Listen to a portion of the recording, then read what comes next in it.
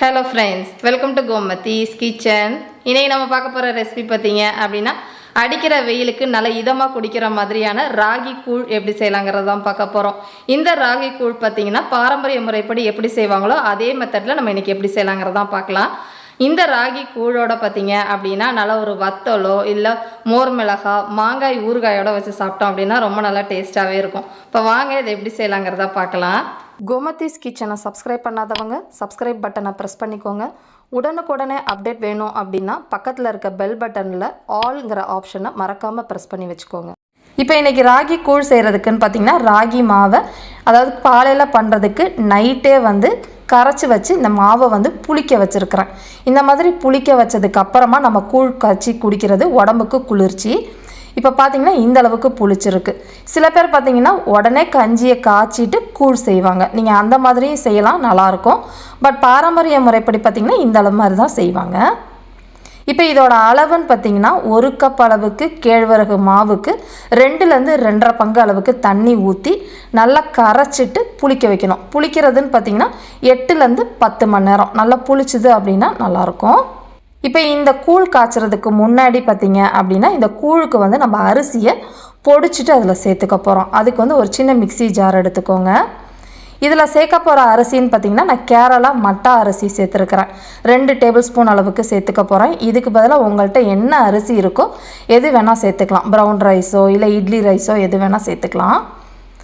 இப்போ இதை குருணையாக பொடிச்சு எடுத்துகிட்டு வந்துடுங்க. ரொம்ப நைஸாக பொடிச்சு எடுத்துருவேன் நான்.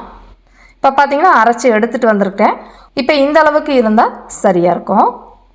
இப்போ நம்ம கூழ் செய்ய ஆரம்பிச்சிடலாம். கூழ் செய்கிறதுக்குன்னு பார்த்திங்கன்னா நான் ஏற்கனவே கிட்டத்தட்ட ஒரு 7லேருந்து 8 கப்பு மெஷரிங் கப்பில் தண்ணி ஊற்றி பானையில் கொதிக்க வச்சுருக்கிறேன். இப்போ இதில் நம்ம பொடிச்சு வச்சுருக்கிற அந்த குருணை அரிசியை மட்டும் சேர்த்துக்கலாம். சேர்த்து நல்லா கலந்துட்டு இந்த குருணை அரிசி வேகட்டும். கொஞ்சம் மிதமான தீயிலே ஒரு 2 கொதியிலே உங்களுக்கு வெந்து வந்துடும். இப்போ பார்த்தீங்கனாலே உங்களுக்கு தெரியும்னு நினைக்கிறேன். நல்லா வெந்து இந்த அளவுக்கு வந்திருக்கு. நம்ம உடனே நம்ம மாவை போட்டுட்டோம் அப்படின்னா சில சமயம் இந்த குருணை வேகாது. அதனால் இந்த சாதம் மாதிரி நல்லா வெந்ததுக்கு அப்புறமா நம்ம புளிக்க வச்சுருந்த அந்த ராகி தண்ணி அந்த தண்ணியோடு சேர்த்துக்கலாம். இப்போ இதை நல்லா கரைச்சிக்கோங்க. ஏன்னா கீழே மாவு தங்கியிருக்கும், மேலே தண்ணியாக இருக்கும். இந்த மாதிரி கலந்துட்டு முழுக்க அதில் சேர்த்துக்கலாம். தீயை கொஞ்சம் மிதமாகவே வச்சுக்கோங்க, சரியாக இருக்கும். இப்போ இது எல்லாமே நல்லா கலந்து இடையில கலந்து மிதமான தீயில் இந்த கேழ்வரகு மாவு நல்லா வெந்து வரும்.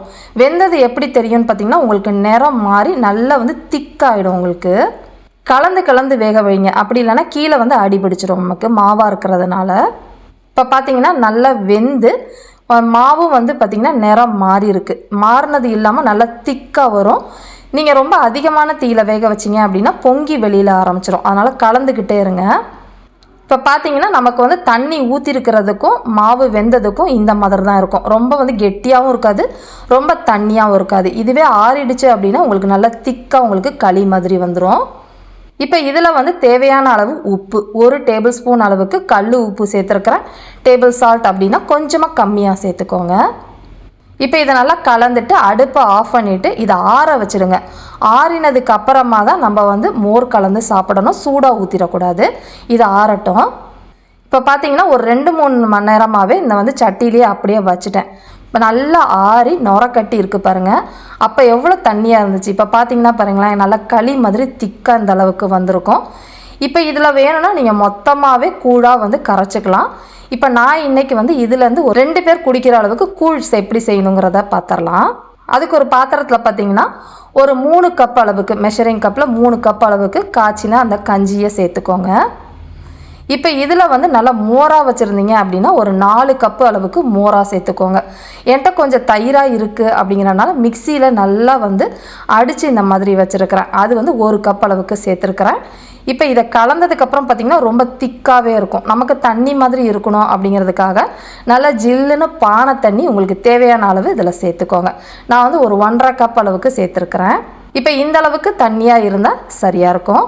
இப்போ இதில் பார்த்திங்க அப்படின்னா நம்ம மற்ற சாமான்கள் அதாவது பொடியாக நறுக்கின சின்ன வெங்காயம் சேர்த்துக்கோங்க. பெரிய வெங்காயத்தை விட கூழில் சின்ன வெங்காயம் போட்டு சாப்பிட்றது உடம்புக்கு குளிர்ச்சி. இது உங்களுக்கு எவ்வளோ வேணுமோ அதுக்கேற்ற மாதிரி சேர்த்து கலந்துக்கோங்க. அடுத்து வந்து பொடியாக நறுக்கின பச்சை மிளகாய், நான் ஒரு பாதி பச்சை மிளகாய் பொடியாக நறுக்கி சேர்த்துருக்கிறேன். கூடவே பொடியாக நறுக்கின கொத்தமல்லி இலைகள், நல்லா தாராளமாகவே ஃப்ரெஷ்ஷாக கருவேப்பிலை இலைகள் போட்டுக்கிட்டிங்க அப்படின்னா நல்லா வாசனையாகவும் இருக்கும் உங்களுக்கு. இப்போ அவ்வளோதான், இதை கலந்துட்டோம் அப்படின்னா ரொம்ப ரொம்ப ஆரோக்கியமான நம்மளோட ராகி கூழ் வந்து ரெடி ஆகிடுச்சு.